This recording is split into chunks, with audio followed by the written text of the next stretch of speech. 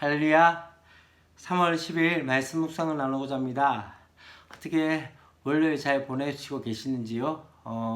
저는 코로나19 사태로 인해서 새벽기도 갔다 오는 시간 외에 거의 집에서 요한이와 또 저희 아내와 함께 보낼 시간이 많았습니다. 다행히 아내가 많은 시간 가운데 할애해주고 또 그렇게 해서 좀 쉬었지만은 또 요한이가 함께 있다는 것이 쉽지 않은 것 같습니다. 육아가 그렇게 쉽지 않은 것을 조금 더 느꼈던 시간들이었던 것 같습니다.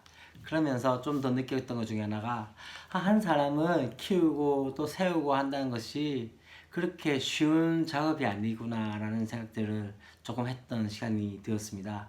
또 오늘 저녁 기도회가 함께 시작되어졌는데 많은 분들이 함께 찬양하고 기도하는 그 시간들을 갈급해하며 또 그렇게 누리기 원하는 것들을 보면서 다시 한번 우리가 함께 모였을 때 우리의 예배가 좀 어떠해야 되는지 다시 한번 생각하는 시간들이 되었습니다.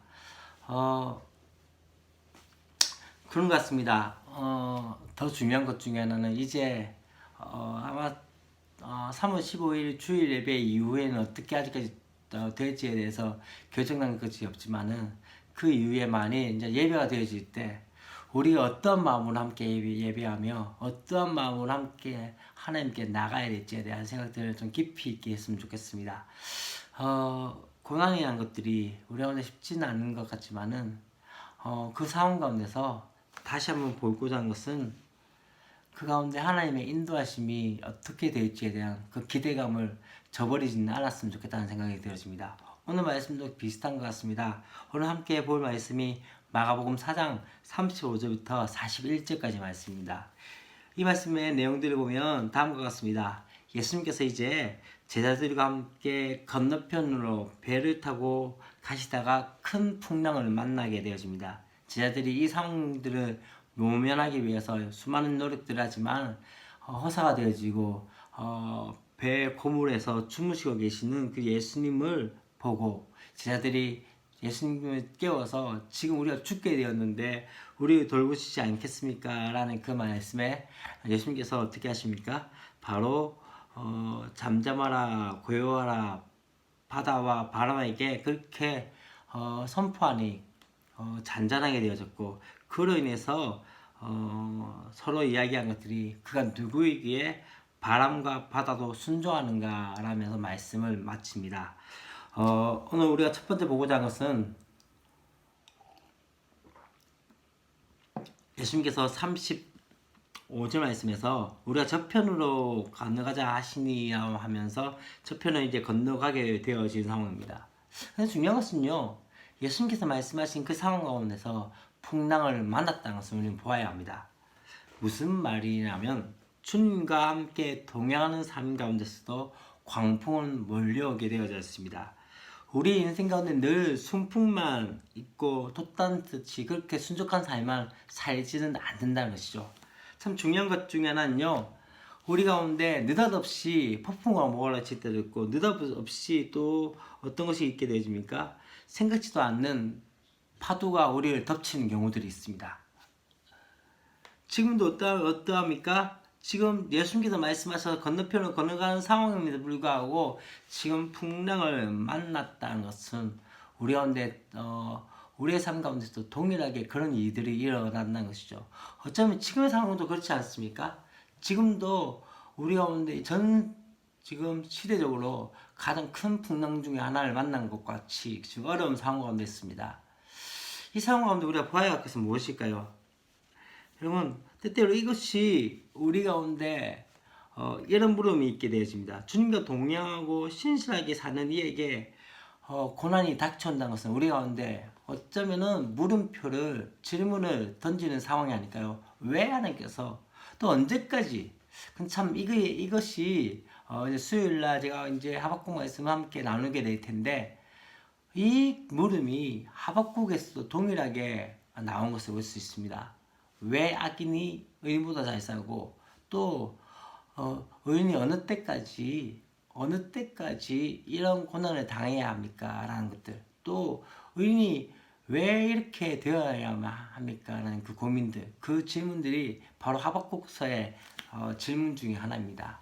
그래서 참 중요한 것 중에 하나는요, 고난에 대해서 하나님께서 그렇게 명쾌한 답을 내리신 적이 없는 것 같습니다.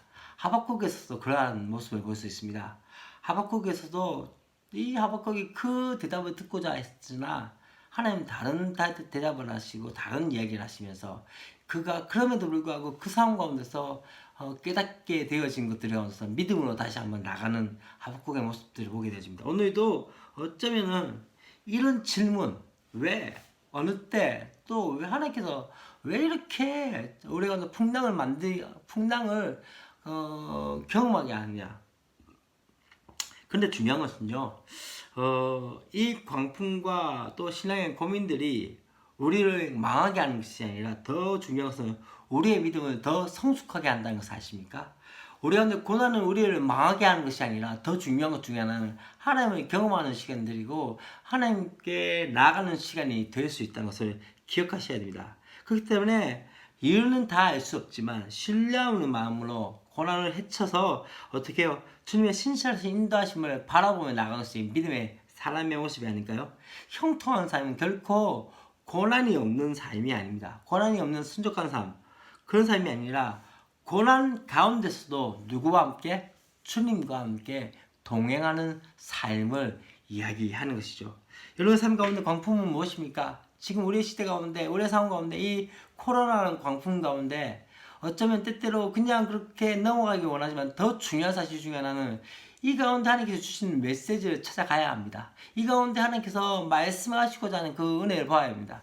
우리 가운데 시대적으로 나타나는 그 많은 상황들은 결코 우연히 되어진 것은 아무것도 없습니다. 더 중요한 것은 무엇입니까? 믿음의 사람이 다시 한번 바라볼 것은 하나님께서 이 상황 가운데, 이 현실 가운데 진짜 믿음의 사람들에게 고백하고 또 나가고자 하는 것이 무엇일까라는 생각들을 다시 한번 누려야 되지 않을까요? 제가 한번 그렇게 이야기한 적이 있습니다. 뭐 조금은 정치적이라고 볼 수도 있지만 좀 그렇게 안 봤으면 좋겠습니다. 여러분, 정치는 분열을 만들었습니다. 근데 대단한 것은 코로나는 어쩌면은 단합을 만들었습니다. 코로나로 인해서 경북과 많은 상황들이 어려워질 때 많은 시민들이 함께하는 그 모습들 가운데 저는 어쩌면은 이 가운데 하나님의 메시지가 있지 않을까 하는 생각이 들어집니다.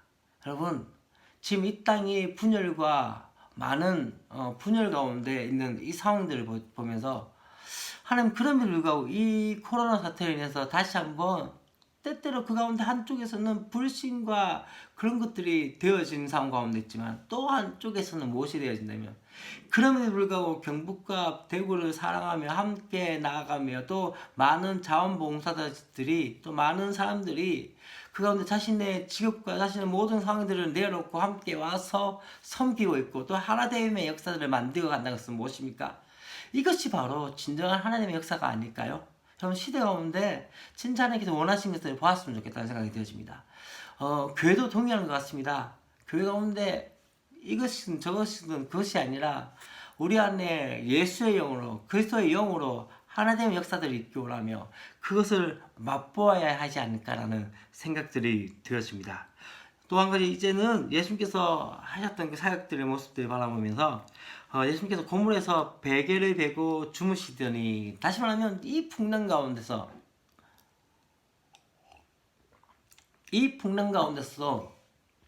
주님께서 주무시고 계시다는 것을 보셔야 됩니다.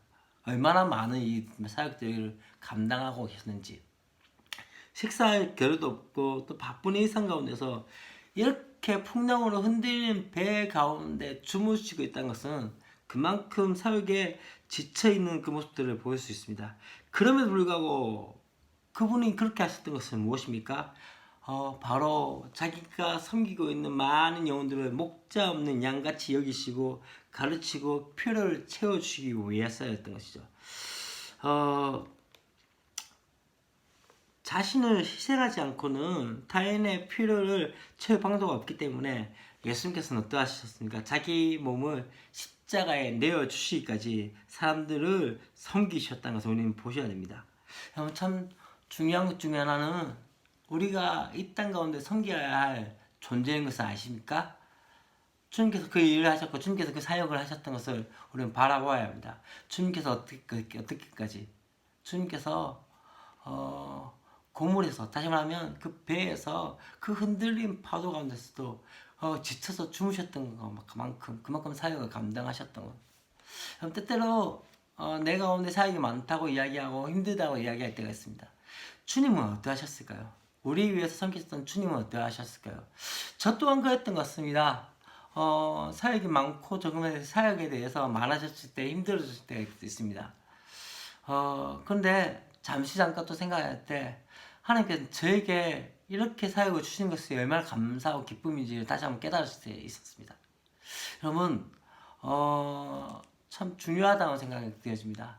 내게 물론 몸을 아끼지 않고 사역한다는 것은 그건 어리석은 일이라고 생각합니다. 그러나 나에게 주어진 그만큼의 그 사역들은 주님께서 나에게 주셨다면 그 사역들을 감사함으로 감당해야 되지 않을까요? 때때로 우리 가운데 부담감으로 그 일을 하지 않나는 생각이 되어집니다. 여러분, 부담감이 아니라 감격과 기쁨으로 행했으면 좋겠다는 생각이 되어집니다.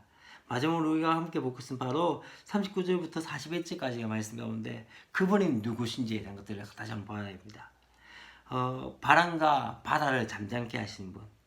다시 말하면 병을 고치시고 귀신 내쫓는 데 끝내는 것이 아니라 자연 만물 또한 그 바람 아래에서 순종케 되면 복종케 되시는 그 역사들, 그걸 보면서 주님이 어떠한 분인지 우리가 다시 한번 깨달으셔야 합니다.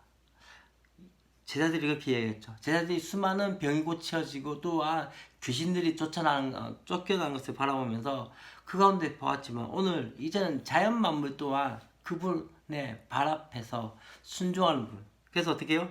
바람과 바다도 순종하게 하시는 그분. 그분이 우리가 믿는 하나님이시며 그분이 우리가 믿는 주님이시며 또 그분이 우리의 구원자이신 것들을 다시 한번 깨닫으십시오.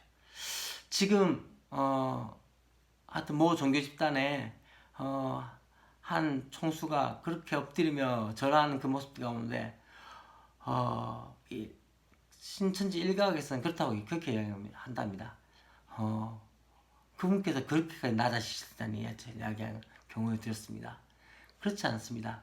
그 사람은 한낱 연약한 인간일 수밖에 없는 존재입니다.